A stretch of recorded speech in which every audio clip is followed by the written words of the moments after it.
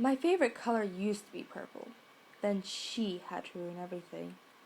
Once upon a time, I was really into princesses and girly things. When my brother came along, I got into more boyish things for his sake, like a good sister. But I digress. Anyway, at my 7th birthday party, I had these beautiful lanterns my mother had bought for me. They were made of delicate purple paper, lit with tea candles, and hung with silver wire from the ceiling. The cake was shaped like a castle, or as close as my mother could make it. Our living room was filled with streamers and gifts. I felt like a princess, as I should have. It was lovely, at least from a 7-year-old's perspective. But the lanterns were my favorite. Then my darling baby sister destroyed them. After the party, Mum took them down and set them on the kitchen table and put out the candles carefully. It took a long time to untangle the wires so they wouldn't rip the paper. They were cheap things, but I loved them. When she left to find a box, I followed her. Lisa crawled onto the table and grabbed them. Of course, they tore and were irreparably damaged. That's when I realized I hated her. In 6th grade, my favorite dress was the most lovely shade of deep purple, dark and sober. I felt very grown up in it, very mature. This dress made me look beautiful, and so there I placed all my self-worth. A foolish thing in hindsight, yes, but I was 11. I was allowed to be silly and stupid.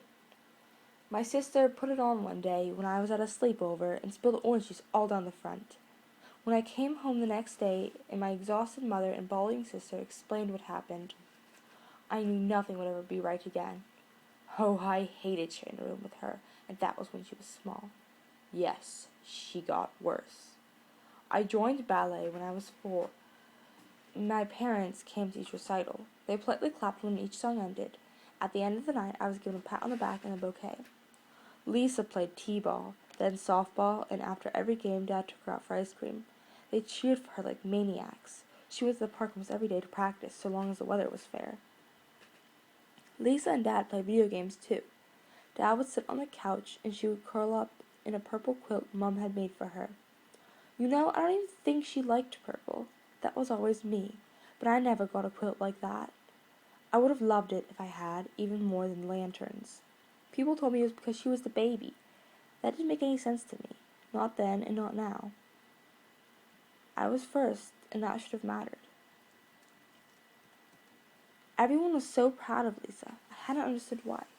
She was nothing special, but no one saw that. Some days I'd wish she'd just disappear. And I guess it's exactly what she did. Her senior year was a busy one, but then again I suppose it is for anyone. As I was home from college for the weekend, I was sent to pick her up from practice. I got there and was late by 30 minutes. I asked why, but she shrugged and mumbled that practice had run over. Rolling my eyes, I started the car. She pressed her cheek against the car window and gazed at the street lights passing by. I hoped she was jealous that I could drive and she wouldn't. That would have just made my day. She wasn't, apparently. Instead, she started to cry. There was no reason or warning, just quiet sibling from the passenger seat. I was almost guilty. Eventually, I decided to be a good sister and pulled over. Okay, brat, what's wrong? She didn't respond for a moment, and when she spoke, it was husky and quiet. I'm a boy. I didn't believe him, that night, not for a long time, and that's something I regret. I can't say why, but when your siblings hurt, really hurt, you feel it in here. And if you aren't paying attention, I just point to my heart. Lisa's name changed to Leon the next year, and he broke off contact with me. Still, I tried to outdo him, though it was harder when I didn't know what he was doing. I know what's wrong with me. What's done is done. He brought me a peace offering on my 27th birthday, a lantern with a thick purple construction paper, a copper-wired hook to the ceiling, and a tea candle. It was crudely made and really quite ugly. My brother made it, though. I don't take back what I've said. I hated my sister and shared a room with her. My sister is gone, though, and thus our rivalry ends, and the one with my brother begins.